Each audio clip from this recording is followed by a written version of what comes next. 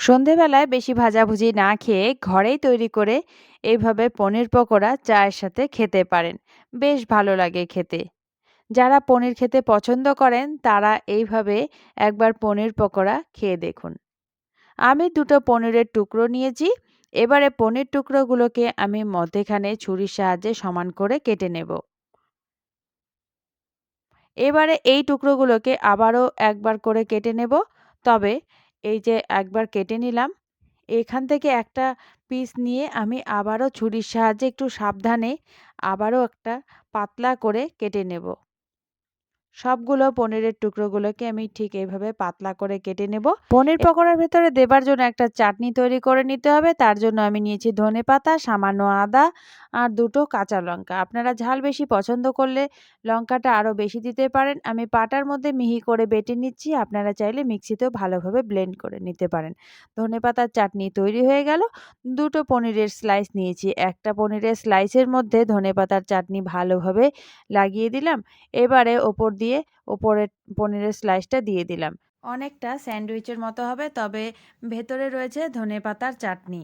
আমি এক পাশে দিয়ে দিচ্ছি শুকনো লঙ্কার গুঁড়ো। শুকনো লঙ্কার গুঁড়ো একদিকটাতে ভালোভাবে মিশিয়ে দিচ্ছি। আর একদিকে দিচ্ছি সামান্য গোলমরিচ গুঁড়ো। গোলমরিচ গুঁড়ো থাকবে একদিকে আর একদিকে থাকবে শুকনো লঙ্কার গুঁড়ো। সবগুলোর মধ্যে মেশানো হয়ে গেল। আর একটা বাটিতে আমি দিয়ে দিচ্ছি ২ চামচ বেসন, ১ চামচ চালের গুঁড়ো মুচমুচে হবার জন্য আর তার সাথে ১ চামচ ময়দা। এবার এর মধ্যে দিয়ে দিচ্ছি খুব সামান্য গুঁড়ো চিনি আর দিয়েছি জিরে গুঁড়ো, লঙ্কা গুঁড়ো আর কাশ্মীরি লঙ্কা গুঁড়ো। মাপগুলো আমি দেখাতে ভুলে গেছি, তাই আমি এইটুক পরিমাণ করে মানে খুবই সামান্য করে জিরে গুঁড়ো, লঙ্কা গুঁড়ো আর কাশ্মীরি লঙ্কা গুঁড়ো এর মধ্যে দিয়েছি। আর এরপর দিয়ে দিচ্ছি খুবই সামান্য লবণ, হাফ চামচেরও কম। এবারে শুকনো উপকরণগুলো মিশিয়ে নিয়ে উষ্ণ গরম জল দিয়ে একটা ব্যাটার তৈরি করে নিতে হবে। অল্প করে জল মেশাবো আর ব্যাটারটা তৈরি করে নেব। ব্যাটার বেশি ঘন হবে না, আবার বেশি পাতলাও হবে না। মাঝারি মাপের একটা ব্যাটার আমি তৈরি করে নিচ্ছি। দেখুন বন্ধুরা, ব্যাটার তৈরি হয়ে গেল। আর তার সাথে আমি নিয়েছি টোস্ট বিস্কুটের গুঁড়ো। আমি পকোড়াগুলো দুইভাবে তৈরি করব। একটা পনিরের স্লাইস আমি নিয়েছি, এর মধ্যে আমি বিস্কুটের গুঁড়ো লাগিয়ে দিলাম। কয়েকটা পকোড়া আমি বিস্কুটের গুঁড়ো লাগিয়ে ভেজে নেব আর কয়েকটা এমনি ব্যাটারে ভিজিয়ে আমি ভেজে নেব।